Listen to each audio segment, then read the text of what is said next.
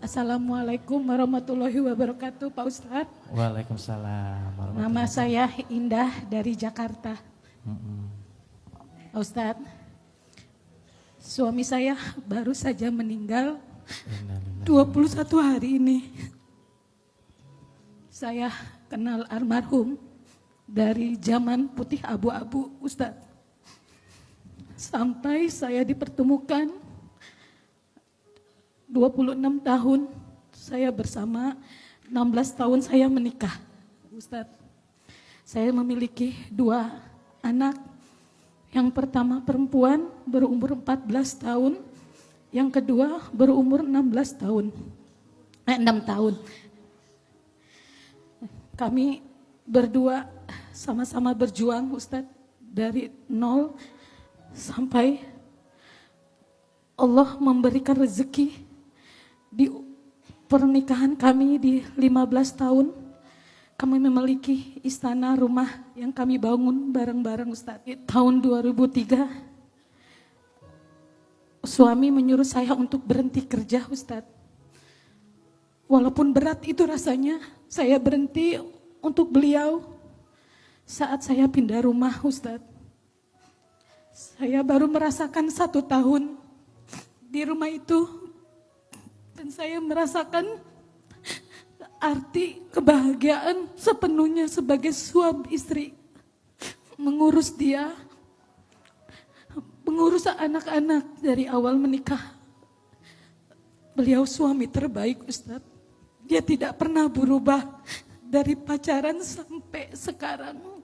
Dia selalu memperhatikan saya, selalu memberi hal yang positif untuk saya.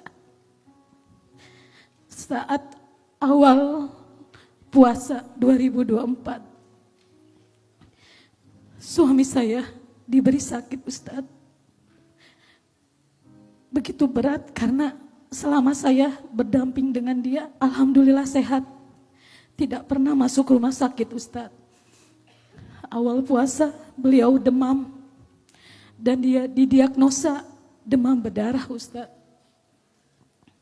Saya diberi waktu untuk 1 bulan saja, Ustadz, mengurus suami saya. Berat rasanya, Ustadz, karena saya tidak pernah mengalami ini semua. 5 Mei kemarin, suami saya dipanggil Maha Kuasa, Ustadz.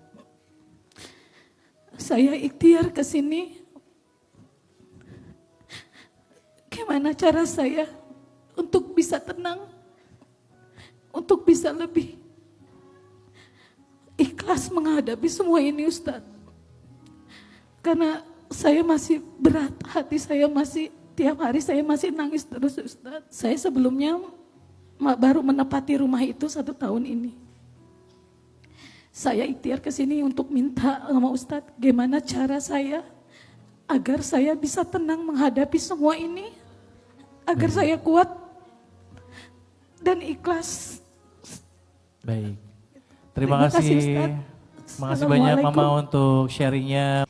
Ibu, saya dan kita semua turut berduka dengan wafatnya suami ibu, betul? Saya doakan mudah-mudahan suami Allah lapangkan alam kuburnya. Allah terima iman Islamnya. Allah ampuni dosa-dosanya. Dan Allah menjadikan kuburannya raudhah min riyadil jannah. Taman di antara taman-taman surganya. Semua kita pasti akan ketemu dengan fase yang namanya wafat atau mati. Waktu saya ditinggal oleh ibu saya dibisikin sama guru saya. Kata guru saya gini, Hilman, kamu tidak berpisah dengan ibumu. Ibumu hanya take off duluan. Maksudnya, ibumu jalan duluan. Kalau tujuannya sama adalah surga, pasti ketemu lagi. Ibumu berangkat lebih pagi, mungkin nanti Hilman akan nyusul sore atau malam. Bayangkan kematian itu seperti itu. Jadi kalau kita berpisah dengan orang yang kita cintai, bukan berpisah. Hakikatnya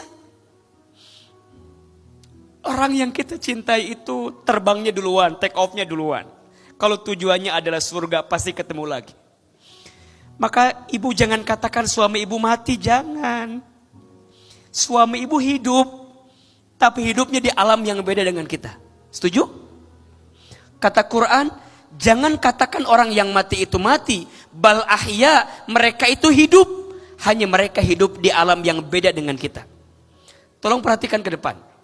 Manusia itu dalam hidup setidaknya akan mengalami 12 tahapan kehidupan. Ada berapa? 12. Yang pertama alam ruh. Yang kedua alam rahim. Yang ketiga alam dunia. Yang keempat alam kubur. Yang kelima alam kiamat. Yang keenam alam dibangkitkan, yaumul ba'ats. Yang ketujuh alam dikumpulkan, yaumul mahsyar.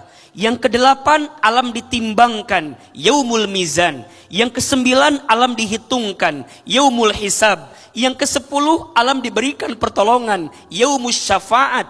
Yang kesebelas alam diperjalankan di sebuah jembatan, yaumus sirat. Yang kedua-belas alam ditentukan setiap amalan, yaumul akhirah. Dua tempatnya, surga dan neraka.